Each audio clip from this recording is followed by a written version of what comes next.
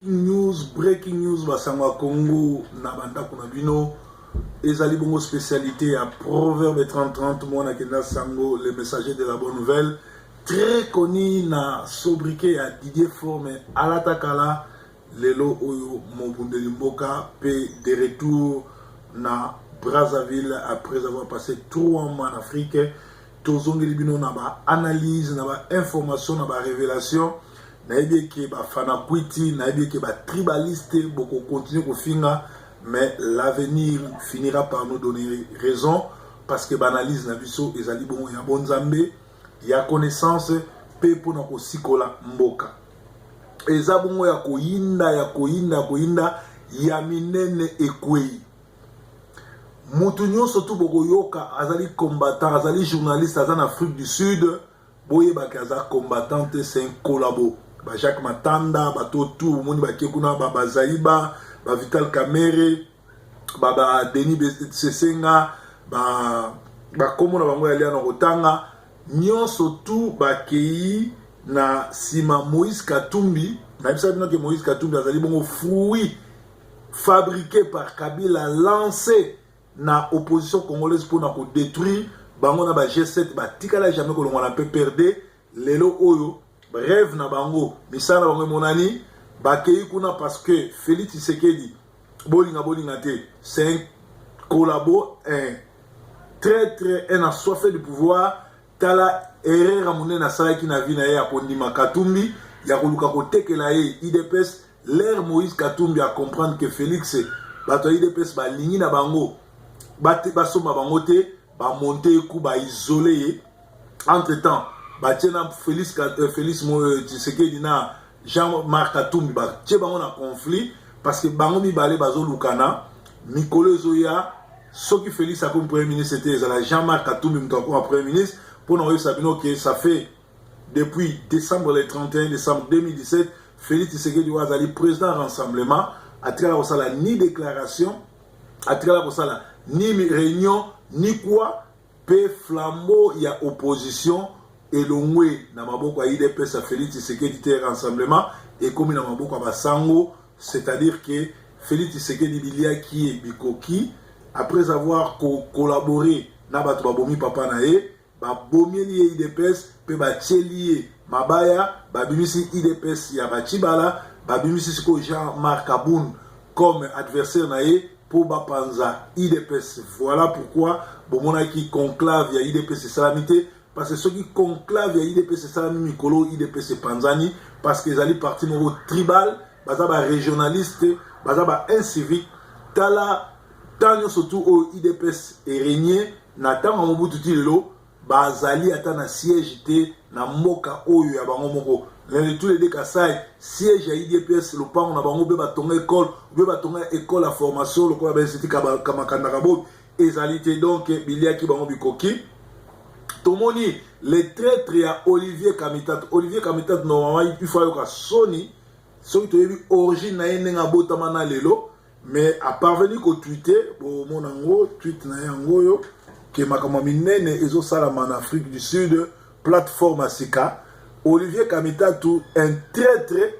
mwana basango alors banda kala musala ne ko trahi Congo a trahisa Jean-Pierre Mbemba pe lelo oyo ye wana zo trahi sous opposition Olivier Kamitatu a tweeté boye ce week-end plus de 200 délégués venus de la RDC et de tous les continents se retrouvent en Afrique du Sud pour créer les mouvements politiques qui va porter la vision, les programmes et la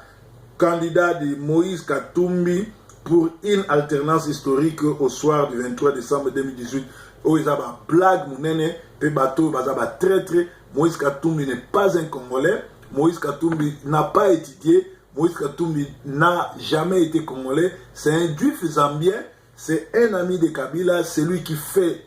qui n'obéit qu'aux ordres de Moïse Katumbi, qui n'obéit qu'aux ordres de Kagame, qui a épousé la nièce de Kagame.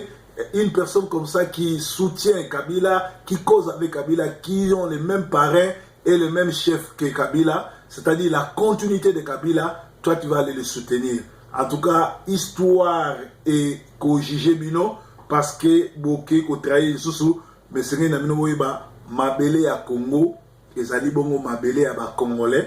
ezali mabele ya ba Rwandais te. Histoire ya Congo iko rattraper bino pe nzambe ya Congo akosala ki makambo na bino simba te. Tozomona batindeli nga ba photo le très l'aventurier de Tshibala et qui ça Jean-Marie Kassamba bango na banzela à Londres na baba à Londres faut que ça ba combattant Londres za munene ba ko se pointer na 2h du matin to na minuit to na héros ba combattant bazate ba combattant baza ni omniscient ni omniprésent c'est normal ba se trimballer mais suite na ngwezani parce que Tshibala fait la honte kalamita ozala remanier banda kwa zo tongezo bukana bana na ye na ba bokilo na ye bazo bunda et sali la une et ça mawamingi le borgne il doit partir parce qu'il n'a pas gouverné, il a fait la honte de l'opposition. Alors balobi boy Kinshasa le 9/3/2018 politique envie d'un atterrissage en douceur de la machine électorale. Les trajectoires, les transactions se conjuguent entre le PPRD et les rassemblements dans le but d'appliquer effectivement l'accord du 31 décembre 2016, d'où un remaniement en vue. Hier, le 8 mars 2018, des informations parvenues à notre rédaction renseignées qu'un chambardement du gouvernement se profilerait à l'horizon. C'est dans l'application intégrale de l'accord de Saint-Sylvestre, car celui-ci demeure les passages obligés pour doter la RDC des institutions légitimes issues des élections, de l'application intégrale de l'accord de Saint-Sylvestre issues des élections crédibles, applicables, démocratiquement et transparentes. Donc, ils savent que sans l'application des rassemblements, sans l'implication des rassemblements limités dans les processus en cours, la machine électorale va lutter dans un cul-de-sac. Selon ce qui se trame dans la haute sphère politique, le PPRD est appelé à composer avec les rassemblements limités. À l'issue des discussions, Félix Tshisekedi Antoine serait le prochain Premier ministre. Némi Mouinamia Wilonja est présent futur membre du gouvernement. Augustin Matata Mpogno serait le nouveau directeur de cabinet de Kabila. Et le chef d'état-major général serait en route vers la retraite. Son successeur sera connu le moment venu. Donc, tout ezali ba transaction ezo salama mais ezali mawamingi. Tokota la peine à côté. Donc Kabila a somba opposition abimisi mbongo belé pe atie ba makamwana nyoso tout na kati ya musala to sala donc ezali mawamingi. Donc naza en pleine émission naza en pleine émission nazo ngelona sisa naza en pleine émission na live siko donc bato babenganga ebele pour na kopesa ba masolo ko makamwana nyoso tout. Donc, yango monaka na travaillaka butu moi pour na kopesa bino ba information. Pourquoi Biloko Kabila atonga nde ekomi kozika? Projet à révolution de la modernité Kabila na PPRD balakaka ba Congolais na place et développer mboka ba médiocre ba komi kotumba ba infrastructure o bango batongaki. Tomoni hôpital ya cinquantenaire eziki fois passé ezalaki infrastructure mususu oyo Kabila tongaki eziki pona ni biloko ya la kaki biso e komi kozika yango moko. Donc esengeli bo comprendre que ba komi ko kende na kanda wana ba komi ko tumba biloko moko. IDPS parti tribal ya ba corrompi Kalate Kabunda na Félix ba ko bunda po moko ako remplacer l'incivique le borgne ya Tshibala. Donc, les tribalistes, bazoko funda Kaboun, kazali traître, mais babosani était Félix Tshisekedi, azali complice ya liwa papa nae, a collaboré na batu baboma papa nae, pe azawana ko continuer ko jouer jeu à Kabila tala ndenge Moïse Katumbi les Zambiens a roulé bango pe asakani na bango na ngongo amemi matulu kuna batu botu na ba combattant botu na ba journaliste botu na ba soi-disant libérateur ba oyo no se retrouver pour le moment en Afrique du Sud boye ba ke ba libérateur te ba corrompu pe batwana toko sila na bango na pongabi parce que ba très nyonso na ba collabo toko pendre bango ndenge constitution ya mboka na biso ezoloba donc tolobi ete nangonga oyo eza keti guerre mondiale entre Chibala entre Kisa Kabunde na Tshisekedi Félix Tshisekedi parce que Kabila tie mbongo ebele pour panza IDPS bomoni chez basali Kamere toujours Kamere ayaka ko aider Kabila na bazali batwana nyonso tout na basesanga bazali bongo ebele zanga tanga na bino kombo na bango bazali bongo ebele bake ko soutenir l'ami personnel de Kabila, les fruits de Kabila, la continuité de Kabila oyo azali bongo mobali ya nyese ya Kagame oyo tobengi na kombo ya Siriano na kombo ya Katumbi oyo azali bongo congolais te tobandaki ko dénoncer mo banda kala lelo oyo ba preuve ezomona kazali très pe azo continuer kotia désordre pour na Congo. Donc voilà. Alors, il est parti tribal ba corrompu kalate ba kobunda parce que Félix na Kabunde les torchons ne brûlent les torchons brûlent entre eux et to éviter ekosuki la bango ndenge nini. Alors ba tribal na ba régionaliste bazo funda Kabunde. Or so totali bien Chibala batunyo surtout ba utali na IDPS ba ndima ko que travailler na Kabila parce que bazaki na ba preuve que Tshisekedi le père bouffer avec Kabila, manger avec Kabila et les Rwandais Moubaki a bété la solo ndenge ni Tshisekedi a mema bango na Rwanda et batwana nyo surtout les ba comprendre que Tshisekedi a zagolia bango pe balia na ba Bruno Chibala na batwana nyo surtout balia po bazaki na ba preuve que Tshisekedi a zalaki kolia.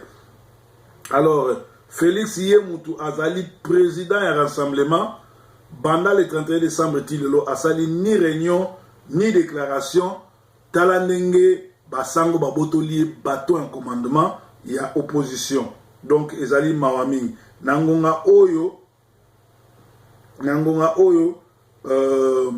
toujours mon après avoir kobunda plus de 19 ans pour na kobenga na bapaya na mboka ba médiocre ba congolais balandi Moïse Katumbi les criminels l'ami de Kabila pour babimisaye président ya plateforme oyo ekokende kovandisa Kabila na pouvoir toujours mon Moïse toujours mon Eva Bazaiba oyo président na Jean-Pierre Mbemba Kabila mutu akangisa ye aza na CPI mais azokende ko collaborer na mutu akangisa président na ye tomoni Kamere tomoni Sesanga tomoni Claude Vemba oyo banda kala to sabino kazali mutu a PPRD bango nyonso na ba Fayulu daye Fayulu azaka toujours na sima ya Robert Roy bakenda kosambela ne États-Unis do bazali ba enfant chéri ya ba Rwandais bako sabino te na ba discours na bango parce que bazali batu ya PPRD donc bako sabisote tozali bongo éveillé tomoni Ewanga bango nyonso to baza ba médiocre oyo balandi Moïse Katumbi les fruits fabriqués par Kabila en Afrique du Sud na likita ya ba politicien pour na ko sambela ko sangana pour ba détruire rassemblement pe ba kende ko soutenir Kabila na dossier oyo bazanango. Alors tomoni que Kabila azali bongo ko s'entêter na ko somba opposition na ko somba rassemblement pe na ko larguer Vital Kamerhe na Moïse Katumbi pour na ko détruire rassemblement pe ko détruire opposition parce que G7 bayaki na bango infiltration batikala jamais kolongwa na PPRD. Voilà musala o bata Mobutu basali pembe na Kabila ezalaki ya koyebisa ke Tshisekedi famille balingi mbongo mingi baba tribal bandeko na bango Holanda bango bokende bopesa mbongo après boko détruire parti donc bomoni makambo oyo ezali bongo yango wana mingi ya bato ya PPRD bakimi deja na bana na bango na Zimbabwe yango babandi ko tumba ba hôpitaux na ba infrastructure batongaki pour bayebi ke malgré bazo somba opposition malgré bazo somba ba bazai ba bato tout mais ba vrai congolais vraie opposition yali peuple congolais na ba combattant na poto bana mvuluzi ba ko marché te do kisimba te baba ndoko kimisa ja basi na bango. Alors ezalaki bongo masolo zoleka na terrain lelo na tanga nanu nini na partager na mir na nga ya Facebook. Alors beaucoup mona que lelo kaliboso to partager il se passe quoi à Bruxelles? Comment avez-vous laissé Runiga faire une conférence là-bas? À quel jeu joue le pasteur Bobo? Tu as vu le pasteur Bobo génie à jouer na koyamba Runiga na koyamba sala conférence kuna na Congo. Peto pasteur l'excelibino qui est réellement Kabila? Réponse dans na Facebook na biso. Chibala radio du rassemblement Kasavubu, les torchons brillent entre Chibala et Olengankoy. Donc Kabila a tiré désordre partout pour na Kobe Bisamboka. Alors, tout le monde que le Conseil de sécurité à l'ONU réclame que le calendrier électoral soit respecté en RDC, mais bazo bomana Congo, bazo détruit, bazo samabe, c'est le Conseil de sécurité on est le remonté. Donc Kabila a l'équipe bango na maïe. Donc peuple congolais, ils ont qui bongo rétro de la semaine par information solo, nangonga oyo ba très très batunyo surtout bokoyo kao. Aza combattant, aza journaliste en Afrique du Sud, il a trahi Congo parce que tout en Afrique du Sud, ba médiocre, bazali bon ba collabo, baza bon ba banda es, ba mendre, baza ennemi à Congo, oyo to pendre bango pe to kosela na bango. Alors na dossier culture et lo kaliboso nazo pesa merci mingi na Modjogo, Dian Franco Ferre na Robi Modogo na dédicace na bino bu remercier qui Didier Forme na Festival de Cannes et Yokani, malgré comme pasteur, mais tant que ça y dédicace et outil dans mon thème, pour reconnaître que avant du Dieu fort, un pasteur, à Salam Salam na Kati, il y a Sapa Congo comme homme de culture, la personne merci mini, mais souci n'a pas cassé Ali, Niarkos, Papa Wemba King Kester, Bakoufa, ba grand sapeur, pe ba monument de la Sap, Banda Bakena, désordre de Koti Ebele. Batbalata babubu bakumba saper, aventurier bakumba saper, vendeur ambulant bakumba saper, torosenga na grand-père Bozi Boziana, yo oza le seul grand pasteur, le seul grand saper, oyo obanda forme banda tanga banyarkos, yo ndo kotia ordre parce que oza moko ya ba grand saper. Torosenga pe na Modogo Dian Franco Ferre na ba Jomo Biala. Bino ba grand sapeur et poto botia ordre parce que tout le monde est victime de la mode ba comment va sapeur ba éviter que sap les alliés société d'ambianceurs et des personnes élégantes au moins montaze élégante à mibengi sapeur au moins montalobi aza sapeur azola tabilamba ba tonga na sima surtout ba léopard à Kinshasa au bazo qui nous représentaka Congo ceux qui na Japon ceux qui va avec le taureau à Zakari bazo que ça Congo soni pena poto tout le monde ba masse belé bazaki na souci à koya poto tellement banda baya boule suka or toyaka poto idéologie zakaka moko nyaka loba kinyango atanyere tokozonga do toyaki pona kovanda te toyaki pona kobongisama kozonga kotonga inzo ya ngolo kara ngolo makambo nyonso to ngolo me bana mai ebele bamipesi na ba whisky bamipesi na balotoko bamipesi na masolo ezangati na jalousie comme ebele bani koyoka moto azwi te bani koyoka moto voyager te pour ça bato mususu banda baya nan bazongati donc soko so komi osobeti 10 ans sala effort ozonga kin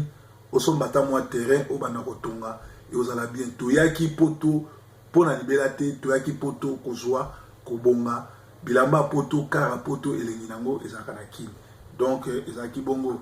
spécial breaking news to basangwa kongo na banda kuna bino avec les messagers de la bonne nouvelle du Dieu forme. Breaking news, week-end, madame, tout le temps, ce dimanche, dans ma tête, bye bye for now.